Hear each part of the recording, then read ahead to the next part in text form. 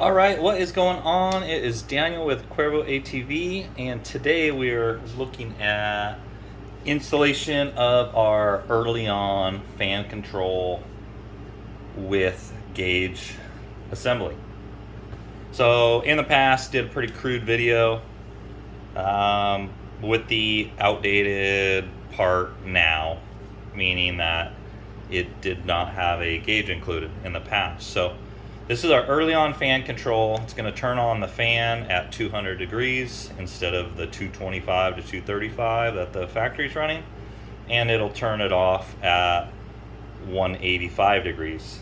That is going to keep the thermostat in a normal operation range, keep it open and flowing, and it is going to keep the ECU happy, meaning that the engine temperature is going to stay in a warm state and not falling back into cold start. So here's what we got today. We are going to install this here on this brand new bike. It's been in the shop a little bit for a full build. So pretty well factory stuff going on here at the moment. I have some stuff taken apart, prepped because we're working on the bike, but you can do this assembly without pulling your plastics or your fuel tank or anything here. It's just a lot easier to show you what is going on with it off. You can, pull up the side plastics and fish the wire harness through there. So what are we going to do first? We are going to find a proper tripod and we will be right back. All right, so we are set up and we are going to use hose pinch pliers. Auto parts store, Harbor Freight, Amazon, wherever you're going to get those. They should be fairly cheap. I used 2 of them. We're going to use those, and the great part of using those is you will not have to drain your coolant. Pull your hose down. This one doesn't have coolant in it, but we're going to pinch it back as far as we can. And normally you're going to have your power commander wires here, so really need to make sure 100% that those are out of the way. So once we get 2 pinch pliers on here, I said as far out as you can, and if we lose any fluid, we're only losing a little bit of fluid there, and you could top off the radiator or it will pull it out of the reservoir after a ride or so. Now these are they're tubing cutters, but these are actually PEX tubing cutters, Home Depot. They work really well for this hose size. We're going to cut basically about 1 inch out of this hose, 1.25 inches. Right below this motor mount seems to be about the best area, or somewhat directly above your spark plug. So we are going to do that. Let's see, right about there. And if we look at the gauge, we're just cutting the distance of that gauge out of the hose there. If anything, it's better to cut a little less than the length,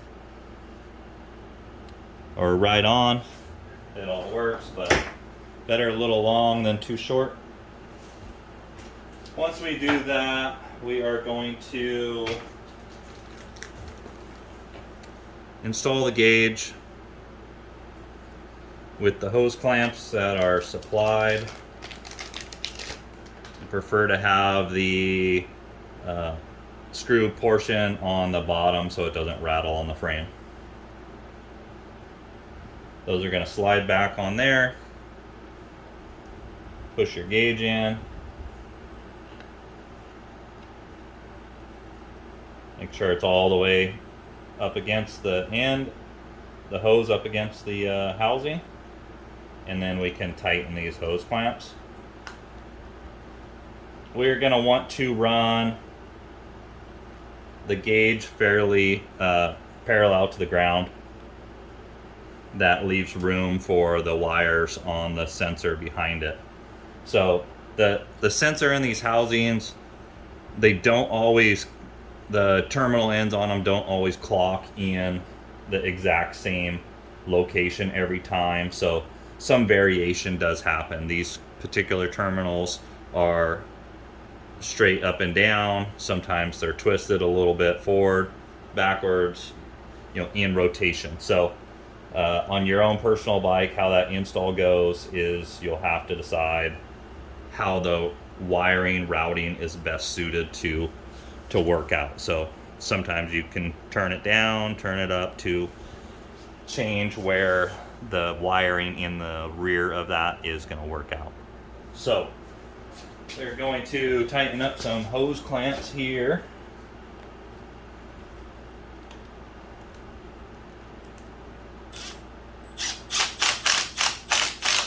So we made these housings to where a factory hose is fairly snug on the housing.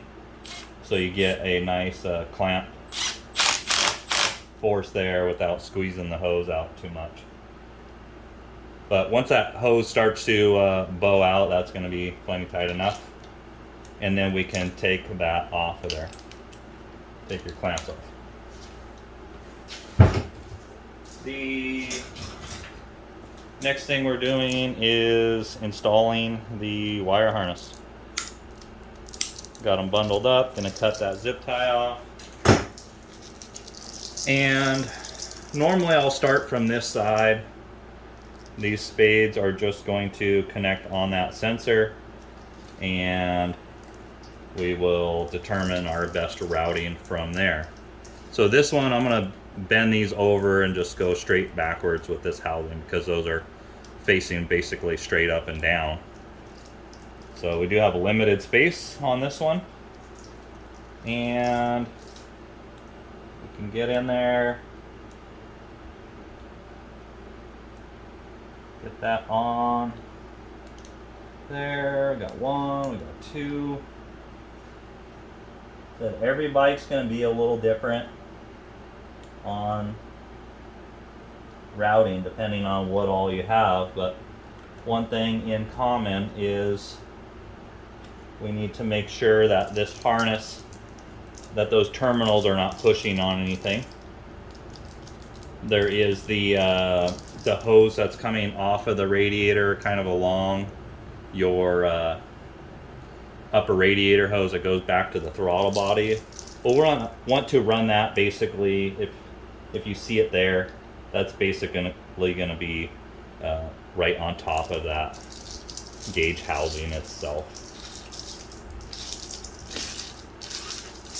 Okay, from there, the next thing we're going to do is we're going to zip tie this housing to that small hose. And you want to leave a little slack on the end of the cable itself. And I know at the moment you can't quite see this because I'm in the way. But we're going to leave a little bit of slack there so those wires can move freely, have a little room, a little wiggle room. That's all we need.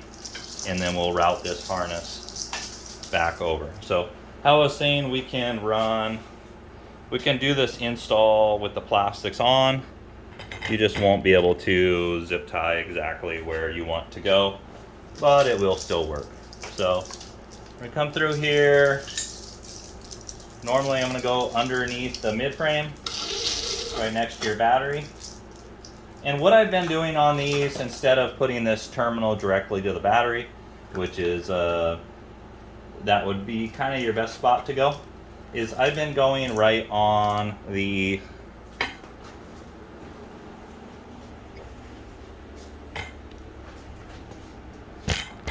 I've been running it right to the battery hold down location here, because I would much rather have a bit more secure location for your power commander ground directly to the battery versus this is somewhat a non-critical component. So we can go right here with a little bit of routing there. Turns out nice. So we will do that. And then the rest of the harness we're gonna run back behind this airbox ECU bracket, go right to the back. So I'm gonna get some bolts in there.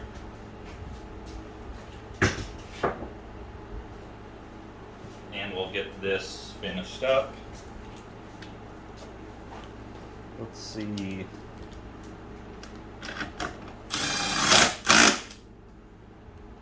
That leaves good room for everything, a little play in the wire. It's all fairly snug. That one's coming out of there. Now, if your subframe's powder coated, aftermarket powder coated, this ground location might not be good or might not be good enough, but verify the operation on your particular bike. So last thing is coming to the back of the harness here. Is in the back pouch area. Let's see, let me adjust the stand. Hold on one second.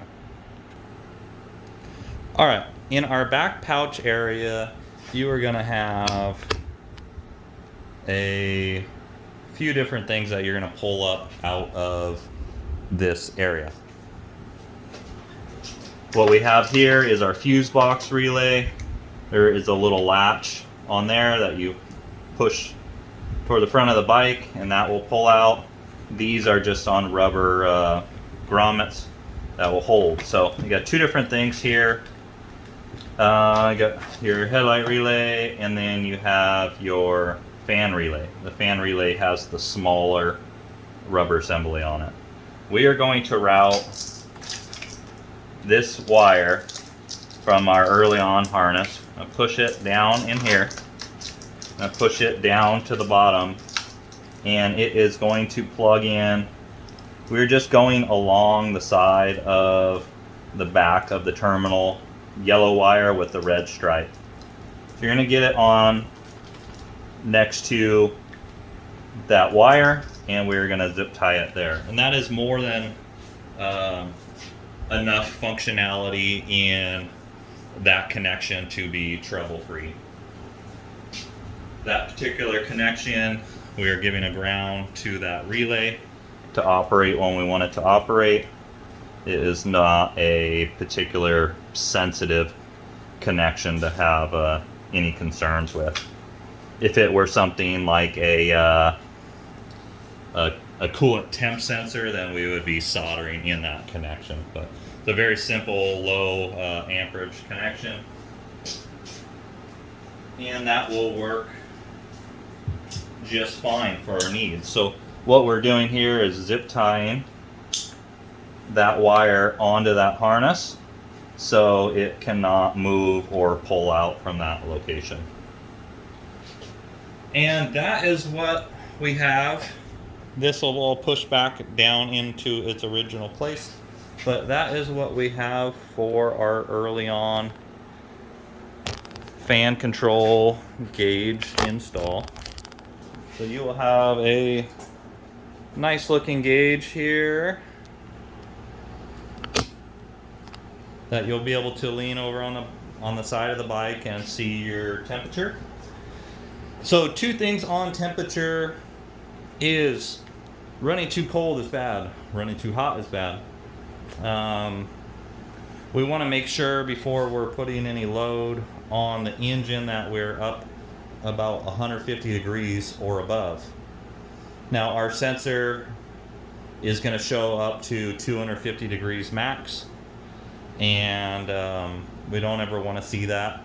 We're going to hover right between right around that 200 degrees mark is what we're going to see. So we're going to see a tick above, a tick below.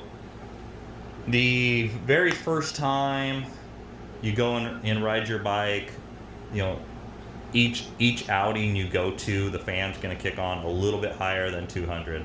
The second time it kicks on, it's going to be right about 200. There is some slight variation in gauges and components, so one bike might be a little different than another bike, but that is where it's going to operate. So that is what we have for today. Thanks for watching. I know there's a few videos out there. I really appreciate the guys that are doing install videos and giving their experience and advice there. Just felt the need to come back and do our own so we can update on product. But I do appreciate the guys doing install videos and sharing that information and enjoying the products and parts. So thank you guys for watching. Thanks for the phone calls. Thanks for the business. Been extremely busy here. Keeps us all going in life and everything else. But we will catch you on the next one. I'm going to do a video here explaining how and troubleshooting fan control operation system, and we will go from there. All right.